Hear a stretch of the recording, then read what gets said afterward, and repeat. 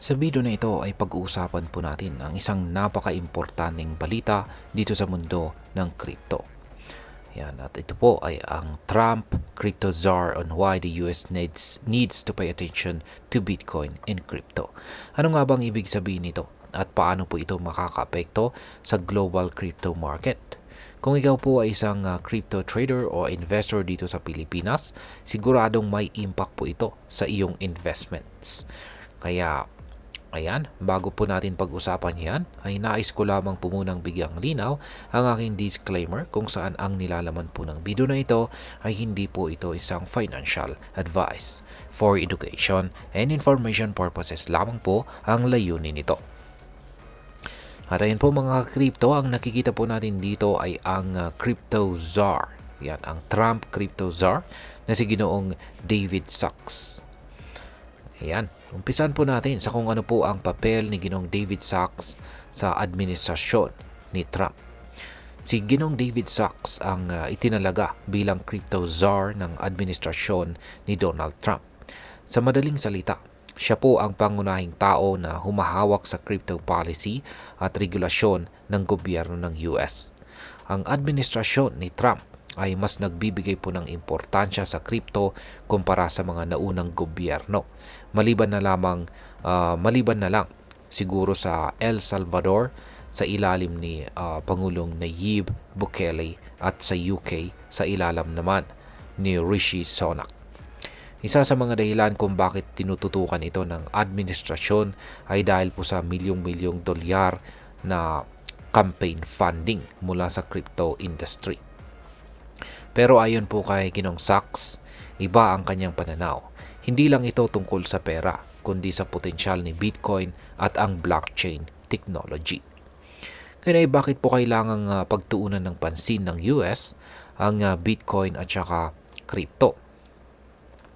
Sa isang panayam po sa CNBC noong February 4, ipinaliwanag ni Ginong Sachs ang tatlong pangunahing dahilan kung bakit kailangang seryosohin ng US ang crypto industry.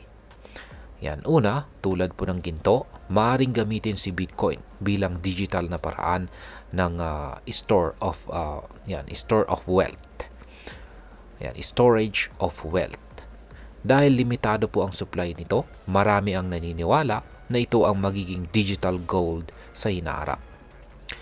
Yan. Pangalawa ay hindi lamang si Bitcoin ang mahalaga, kundi pati ang blockchain technology na maaaring gamitin sa iba't ibang sektor gaya po ng finance, logistics at saka governance. At ang pangatlo, ayon po kay Ginoong David Sachs, ang stable coins ay may potensyal na palakasin ang demand para sa US dollar. Sa pamagitan po ng stable coins na back ng dolyar, mas madali pong magamit ang US dollar sa international transactions at makakatulong ito sa pagtaas ng demand para sa US treasuries na sumusuporta sa utang ng bansa.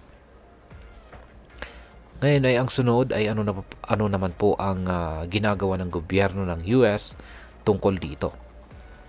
Nagkaroon po ng isang press conference kung saan ay ipinaliwanag ni Ginong Sachs at iba pang Senate at congressional leaders ang kanilang plano sa crypto regulation.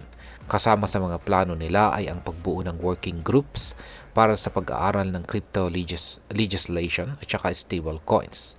Bukod dito, isa sa mga pangunahing project ng task force ni Ginong Sachs ay ang pag-aaral ng feasibility ng Bitcoin reserve at crypto stockpile para sa US government. Sa madaling salita, iniisip po nilang magkaroon ng sariling crypto holdings ang gobyerno bilang bahagi ng kanilang sovereign wealth fund.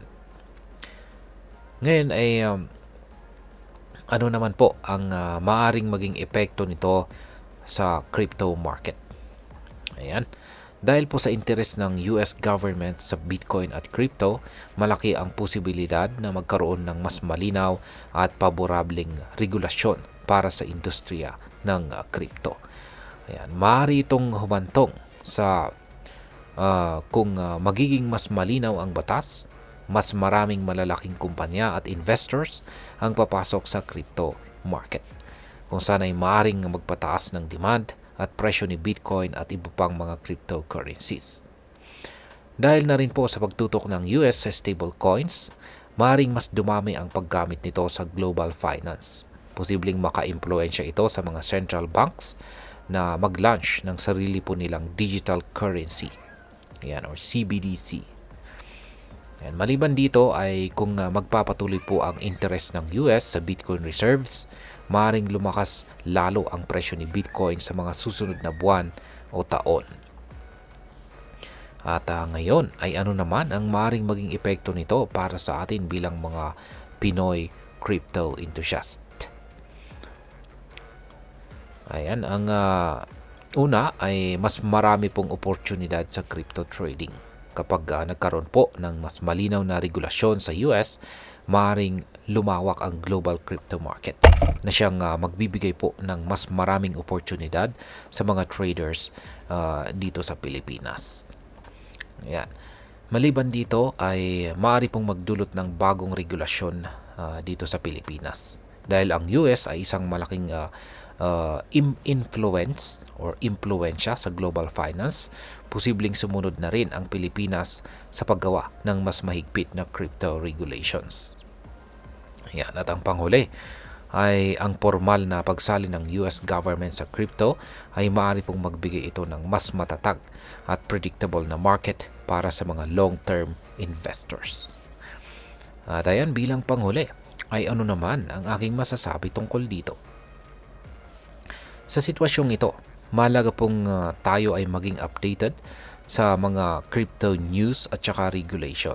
Kung ikaw po ay isang long-term investor, magandang balita ito para sa atin dahil mas maraming institution ang papasok sa crypto market.